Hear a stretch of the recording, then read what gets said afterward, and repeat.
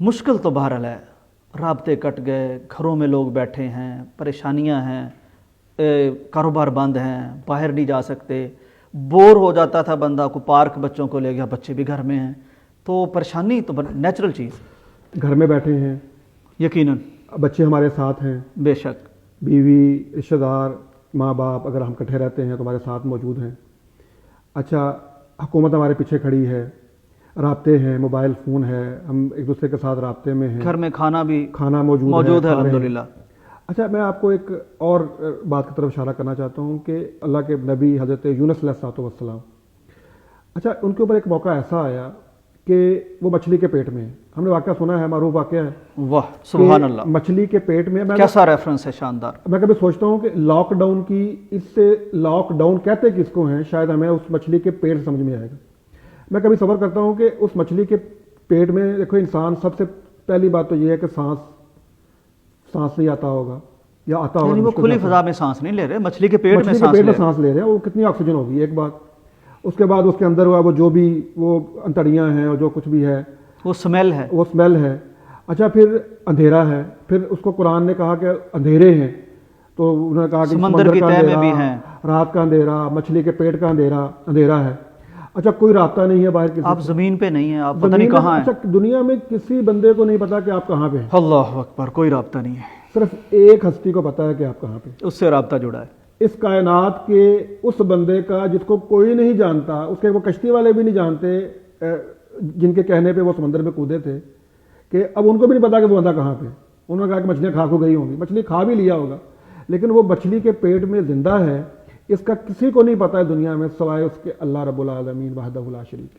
بے شک. اچھا، یہاں پہ میں ایک اور بات بھی کہنا چاہوں گا کہ ہمارے معاشرے میں یا مسلمانوں کے ہاں عام طور پر کوئی مشکل آ جاتی ہے تو آیت کریمہ پڑھنے کا ایک رواج ہے کہ جی لوگوں کو گھر میں اکٹھا کرتے ہیں کہ آج ہم نے آیت کریمہ پڑھنی ہے تو آئیں ذرا سارے آیت کریمہ پڑھتے ہیں. اچھا، وہ آیت کریمہ ہے کیا، اس کا کانٹیکسٹ کیا ہے، اور وہ اس کا، اور میں سمجھتا ہوں اس لاک ڈاؤن میں ہمیں شاید اس کا کانٹیکٹ زیادہ اچھا. ہاں، میں یہی عرض کرنے لگا تھا کہ وہ کس لاک ڈاؤن میں پڑی گئی، کس لاک ڈاؤن میں پڑی گئی تھی. وہ دعا ہے بھی اصل میں لاک ڈاؤن کی. اب وہ ایسا لاک ڈاؤن ہے کہ دنیا کے کسی بندے کو نہیں پتا آپ کہاں پہ ہیں، آپ کو دنیا کی باہر دنیا سے کوئی رابطہ نہیں ہے. وہ مچھلی سمندر کے کس حصے میں ہے یہ بھی کوئی نہیں جانتا، اور معدے میں ہے جو ہضم کرتا ہے چیزوں. اچھا، اب اللہ رب العزت نے اپنے اس بندے کو نہ صرف اس کی نگاہ میں تھے، بلکہ جب انہوں نے ان کو پکارا، اور پکارا کس انداز سے، ابھی ہم جو بات کر رہے تھے استغفار کی، معافی مانگنا، کیا کہہ رہا تھا، لا الہ الا انت سبحانک انی کنت من الظالمین.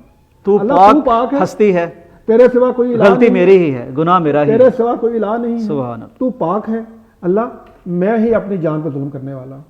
میں کہتا ہوں یہ لاک ڈاؤن کی دعا ہے. سبحان اللہ. آج ہم سارے مسلمان جس میں بات کرتے ہیں کہ استغفار کریں اور گھر کے کوئی کونا پکڑ کے بیٹھ جائیں اپنے گناہوں پہ رونے کے لیے، کیا کہیں، لا الہ الا انت سبحانک انی کنت من الظالمین.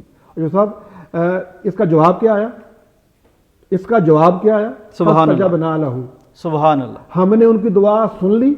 اگر آپ اس لاک ڈاؤن سے بحفاظت نکلنا چاہتے ہیں تو اس کی ایک مجرب دعا، اس کی مجرب نسخہ جو ہے، جو خود قرآن میں لکھا ہوا ہے سورہ انبیاء کے اندر، اس کو آپ پڑھ کے دیکھیں. آپ ذرا اس کیفیت کو محسوس کریں، کیونکہ ہمیں قرآن سمجھ میں نہیں آتا نا، ہم نے کبھی اس کو ایسا دیکھا ہی نہیں ہے. اس دعا کو اس کانٹیکسٹ میں پڑھیں کہ لاک ڈاؤن کے اندر کہا لا الہ الا انت سبحانک انی کنت من الظالمین، اور آپ نے یہ سوچ کے پڑھنا، یہ نہیں ایسے تصویر پڑھی جا رہے ہیں، سمجھ نہیں آ رہی کہ میں کیا کہہ رہا ہوں. آپ کو پتا ہو میں کیا کہہ رہا ہوں کہ اللہ تیرے سوا کوئی الہ نہیں ہے، تو ہر عیب سے پاک ہے، اللہ میں اپنی جان پہ ظلم کرنے والا ہوں، یا اللہ مجھے معاف کرنا. اچھا، اس احساس سے آپ پڑھیں، یا اللہ اس وبا سے، اس مصیبت سے ہماری جان چھڑا دے. اب کیا ہے کہ جواب کیا ہے، فاستجبنا لہ ونجیناہ من الغم. ہم نے ان کی دعا سنی، اس مچھلی کے پیٹ میں، اس گمنام جگہ پر ان کی دعا کو بھی سنا، اور پھر کیا ان کو اس سے نجات بھی دے دی.